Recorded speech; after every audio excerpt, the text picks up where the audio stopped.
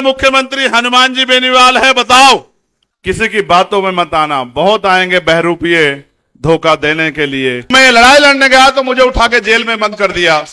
अगर मेरे पास पैसे होते तो मैं अपने पिता को बचा लेता यार। मेरे पिताजी प्राइमरी स्कूल के हेडमास्टर थे।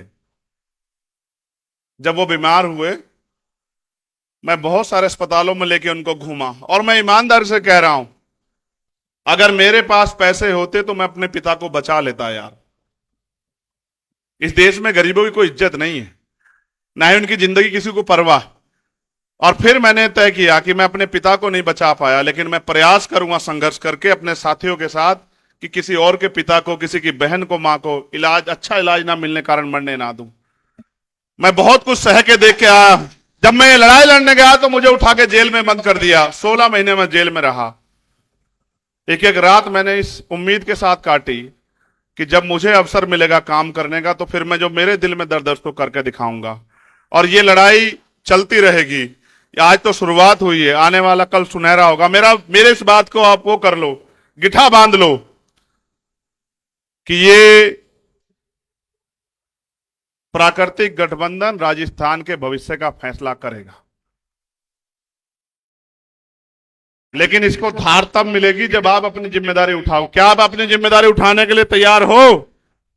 क्या आप इस एकता को गांव में जाने के लिए तैयार हो? आज तो मीडिया के लोग बड़ा वो आपका प्रचार करेंगे, लेकिन रोज नहीं करेंगे। क्या आप अपनी पार्टियों के, अपने अलायंस का प्रचार करने के लिए तैयार हो? क्या आप गली गली जाके लोगों को सिखाने समझाने के लिए तैयार हो? देखो, जब राजतंत्र था तलवारों से फैसले होते थे, अब लोकतंत्र है। आपको अंगूठा अपने अलायंस के पक्ष में दबाने के लिए तैयार करना। और एक बार ये कलम की ताकत दे के देखो बस, फिर देखना कि किस तरह आपके भविष्य के फैसले आपके पक्ष में होते हैं। तो मैंने आपसे कहा, अपनी समस्याओं का एक एफिडेविट बना के दे जाना। उस एफिडेविट को 6 महीने में पूरा कराएंगे अगर आपने जिम्मेदारी से काम किया। ये मेरा आपसे वादा। बहुत बहुत धन्यवाद। बहुत जल्द आपसे मुलाकात होगी। फिर मैं आखिरी बार दोहरा रहा हूं, शोषण उसका होगा जो कमजोर होगा, और जो राजनीतिक रूप से कमजोर होगा वो सताया जाता रहेगा। आप तय कर लो कि आप इस प्रदेश में सताए जाने वाले की श्रेणी में रहोगे या आप इस प्रदेश में तरक्की करने वालों की श्रेणी में रहोगे। फैसला आपको करना है। ना इधर ना इधर, बिल्कुल सीधे चलेंगे। हमारा झंडा और डंडा दोनों मजबूत है, इस बात को आप लोग याद रखना। मुझे आने की जरूरत नहीं पड़ेगी। जब हमारे नेता यहां कुर्सी पे बैठ जाएंगे, मुझे आने की जरूरत नहीं पड़ेगी। तो मैं फिर कह रहा हूं, मैं मंच के लोगों से पूछना चाहता हूं, क्या मैं ये कहूं कि आए इस प्रदेश के होने वाले मुख्यमंत्री हनुमान जी बेनीवाल है? बताओ, क्या आप इस पर सहमत है? तो दोनों हाथ उठा के ऐसे स्वागत और समर्थन करो। 3 तारीख का दिन होगा और मेरा जन्मदिन है,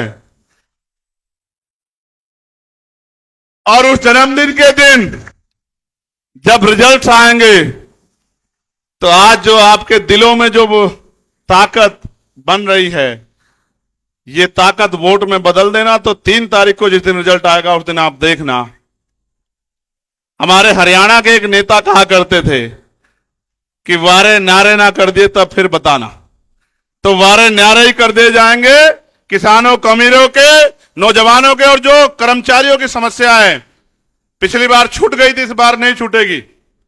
जो हमारे सीएचए के भाई हैं उनसे भी कहूंगा, आपके लिए 4 दिन हम लोग जेल में रहे थे, लेकिन वो अवसर नहीं था कि आपकी मांगे पूरी कर दे। हम आपकी मांगों के साथ खड़े हैं, आपकी मांगे पूरी करेंगे। जो तृतीय श्रेणी के टीचर हैं, आप बहुत दिन से परेशान हो रहे हैं कि आपके ट्रांसफर की व्यवस्था हो जाए, आपके ट्रांसफर की व्यवस्था भी करेंगे। हर एक व्यक्ति की लड़ाई लड़ेंगे। बस वो ताकत दो जिससे लड़ाई पूरी है। बहुत बहुत धन्यवाद। जय भीम, जय भारत, जय मंडल, जय जोहार, जय संविधान। और आप सभी के लिए को बहुत बहुत बधाई, और आपके गठबंधन को बधाई। हमारी एकता जिंदाबाद।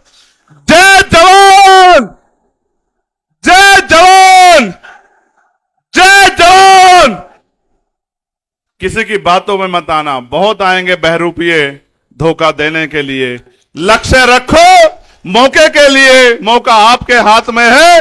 कुछ दिन की बात है, अब जब सभा होगी रिजल्ट के बाद, तो वो वहीं होगी जहां से तरक्की के फैसले होते हैं, जहां से प्रदेश के फैसले होते हैं। बहुत बहुत धन्यवाद।